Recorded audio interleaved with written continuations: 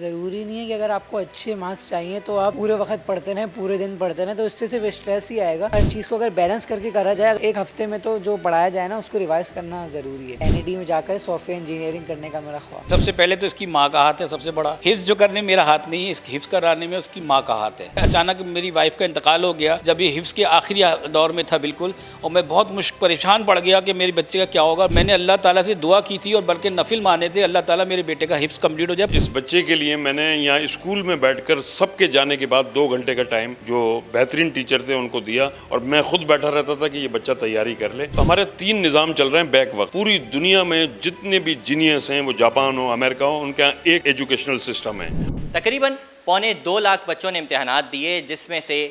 Top position لینے والے حافظ عبدالرافع اس وقت ہمارے ساتھ موجود ہیں۔ ان سے جانیں گے کہ انہوں نے یہ کارنامہ کیسے سر انجام دیا۔ اس وقت جو میری فیلنگز ہے اس کو میں اپنے الفاظ میں تو بیان نہیں کر سکتا، کیونکہ میرے اللہ نے مجھے اس چیز سے نواز دیا جو میں کبھی خواب دیکھا کرتا تھا۔ ضروری نہیں ہے کہ اگر آپ کو اچھے مارکس چاہیے تو آپ پورے وقت پڑھتے رہیں، پورے دن پڑھتے رہیں، تو اس سے صرف اسٹریس ہی آئے گا۔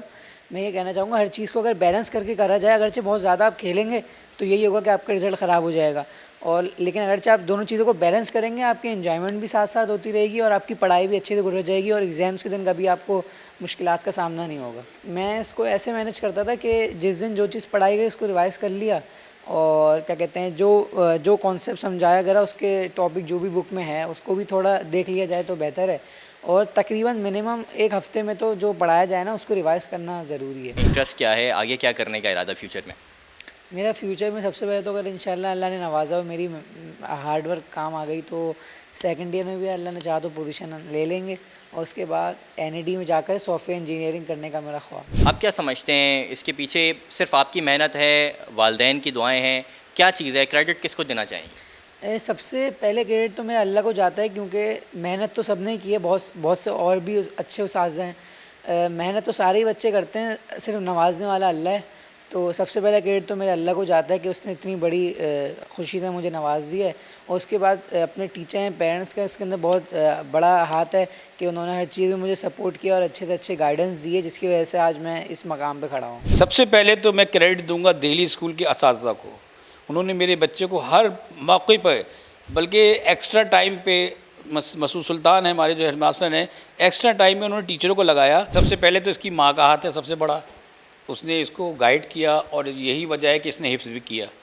حفظ جو کرنے میرا ہاتھ نہیں ہے، اس حفظ کرانے میں اس کی ماں کا ہاتھ ہے۔ میں تو اسکول میں مصروف رہتا تھا، اس کے بعد جو ہے اچانک میری وائف کا انتقال ہو گیا جب یہ حفظ کے آخری دور میں تھا بالکل، اور میں بہت پریشان پڑ گیا کہ میرے بچے کا کیا ہوگا۔ بچے میں ماں سے اٹیچ بھی تھا اب یہ بہت زیادہ، تو میں نے اللہ تعالیٰ سے دعا کی تھی اور بلکہ نفل مانے تھے، اللہ تعالیٰ میرے بیٹے کا حفظ کمپلیٹ ہو جائے۔ پتہ ہے بچہ ڈسٹرب ہو جاتا ہے، لیکن اللہ کا بڑا احسان ہے، جب اس نے حفظ کیا تو میں نے جتنے اللہ کے شکرانے ادا کیا میں نہیں بتا سکتا۔ اس کے بعد پھر اس نے کہا پپا آگے کیا پروگرام ہے، تو میں نے کہا بیٹا کیا پروگرام، کہہ رہا ہے پپا مجھے جو ہے نا یہ لگتا ہے میں ٹی وی دیکھتا ہوں لوگوں کو، پوزیشن ہولڈرز وغیرہ کو، ان کو کس طرح سے اپریشیٹ کیا جاتا ہے، کس طرح ان کو انعامات، یہ بچے نے مجھ سے کہا۔ تو میں نے کہا کیا ارادہ ہے، اس نے کہا مجھے پپا میری پوزیشن تو آئے، یہ نہیں کہا تھا فرسٹ سیکنڈ تھرڈ، یہ میں آپ کو پہلے بتا دوں، یہ نہیں اس نے کہا تھا کہ فرسٹ سیکنڈ تھرڈ، اس نے یہ کہا تھا پپا میری پوزیشن آ چاہیے، میں یہ چاہتا ہوں مجھے بھی اس طرح سے انکریج کیا جائے۔ تو پھر میں نے سب سے پہلے یہ سوچا کہ دہلی اسکول سے اچھا اسکول کوئی نہیں ہے، کیونکہ میں 1990 سے یہاں پڑھا رہا ہوں۔ Delhi government boys secondary school کے پرنسپل محمد مسعود سلطان صاحب ہمارے ساتھ اس وقت موجود ہیں۔ ان سے جانتے ہیں کہ انہوں نے اس اسکول کے اندر تعلیم کا نظام اتنا بہترین انداز میں کیسے جاری رکھا ہوا ہے۔ پچھلے کچھ سالوں سے ایک چیز دیکھ رہے تھے ہم کہ ہماری پوزیشن جو ہے وہ لوز ہو رہی تھی۔ 2022 میں بھی ہماری پوزیشن لوز ہوئی ہے، 2023 میں بھی ہماری پوزیشن لوز ہوئی ہے۔ تو اس کا دیکھا کہ یہ ایسی کون سی چیز ہے کہ ہمارے بچے جو ہے پوزیشن پہ آنے والی پوزیشن میں آ کے ایک دم بیک ہو جاتے ہیں، یعنی فائنل ایگزام میں۔ تو اس کے لیے ہم نے پیش بندی کی، ٹیچرز کو زیادہ موٹیویٹ کیا، اور پھر جو سب سے اہم چیز کی ہے ہم نے، تو ہمارے ہاں اس بچے کے لیے میں نے یہاں اسکول میں بیٹھ کر سب کے جانے کے بعد 2 گھنٹے کا ٹائم جو بہترین ٹیچر تھے ان کو دیا، اور میں خود بیٹھا رہتا تھا کہ یہ بچہ تیاری کر لے۔ اور بلکہ اس بچے کے لیے نہیں، جو 2-3 بچے جن کی امید تھی پوزیشن آنے کی، ان دونوں چاروں بچوں کو بٹھا کر یہاں ٹیچرز کو میں کہتا تھا کہ میری خاطر رک جائیں، آپ گورنمنٹ کے حساب سے تو فارغ ہو گئے یہاں سے، اب آپ لیکن یہ اگر میری خاطر یہ دے دیں کہ یہ بچے جو ہے۔ سر ابھی تک بچے نے بھی بتایا، بچے کے والدین نے بھی بتایا کہ میٹرک بورڈ کی طرف سے بھی کوئی نہیں آیا، یا پھر ایجوکیشن ڈپارٹمنٹ کی طرف سے کوئی نہیں آیا یہاں پر اپریشیٹ کرنے کے لیے. کیا آپ کا ان سے رابطہ ہوا ہے, کوئی اس طرح کی چیز ہوئی ہے؟ اور یہ بڑی عجیب سی چیز لگ رہی ہے کہ جس بورڈ کی طرف سے رزلٹ اناؤنس کیا گیا ہے اس کی طرف سے کوئی اپریسیشن نہیں ہوئی. جی ایسا تھا کہ جب پوزیشن آئی ہے یہ 8 بجے رزلٹ آ گیا تھا فرائیڈے کو, ٹھیک ہے, تو میں نے اسی وقت وائس میسیج بھی کیا اور میسیج بھی کیا اپنے اسٹاف کو کہ اسکول کی ٹائمنگ ہے 8 بجے, لیکن آپ 7:30 بجے اسکول آ جائیں, کیونکہ بہت ممکن ہے کہ ہمارے ہائیلی آفیشیل ایجوکیشن کے ڈی او اور ڈائریکٹر صاحبان یہ صبح ہی صبح آ جائیں گے, کیونکہ یہ اتنی بڑی خبر ہے کہ 28 سال کا ہم نے تو مجھے یقین تھا کہ یہ صبح ہی صبح جو ہے وہ ہمارے یہاں لائن لگ جائے گی ڈی او اور ڈائریکٹرس کی, لیکن ایسا نہیں ہوا. او لیولز اور جو سیکنڈری بورڈ کا یہ جو فرق ہے,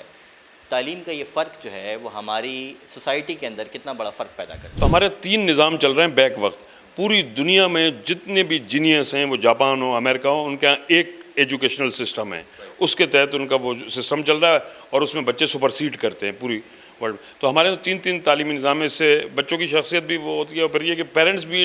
وہ ہیں کہ اے لیول میں پڑھائیں, گورنمنٹ میں داخل کرائیں. اور اچھا دوسری بات ہے کہ گورنمنٹ کے حوالے سے میں بتاؤں, گورنمنٹ کے حوالے سے یہ پورے کراچی میں وہ اسکول ہے کہ 1971 سے لے کر 1996 تک تقریباً 25 پوزیشن اسی گورنمنٹ اسکول نے لی ہیں. اب یہ حال ہو گیا ہے کہ ہمارے پاس پرائیویٹ اسکول کے بچے چھوڑ کر جو ہے نا گزشتہ 3-4 سال سے, کرونا سے پہلے بھی اور کرونا کے بعد بھی, ہم کراچی کے ٹاپ 10 اسکول میں ہیں. پچھلے سال بھی یہ لاسٹ ایئر 2023 میں ہمارا ایک بچے نے پوزیشن لاس کی, اور 126 A1 گریڈ تھے جو کراچی میں کسی گورنمنٹ اسکول کے نہیں ہیں. تو ہم نے اپنے معیار کو کبھی نہیں